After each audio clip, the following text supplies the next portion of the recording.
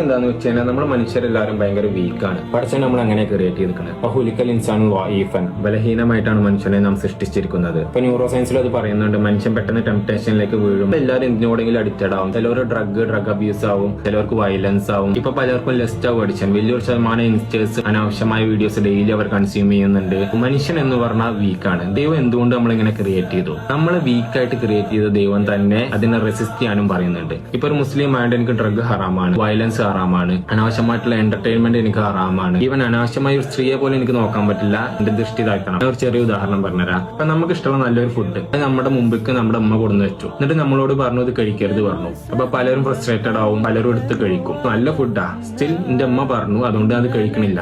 അവിടെയാണ് നമ്മൾ അമ്മക്ക് വാല്യൂ കൊടുക്കുന്നത്. അതേപോലെ തന്നെയാണ് ദൈവം നമ്മളെ വീക്കായിട്ട് ക്രിയേറ്റ് ചെയ്തു. ഇതൊക്കെയാണ് നമുക്ക് ഇഷ്ടം, ഇതിലൊക്കെ നമ്മൾ ടെംപ്റ്റ് ആവും. സ്റ്റിൽ ഇതൊന്നും വേണ്ടാന്ന് നമ്മൾ വെക്കുന്ന പോയിന്റിലാണ് നമ്മൾ യഥാർത്ഥ വിശ്വാസിയായി മാറുന്നത്.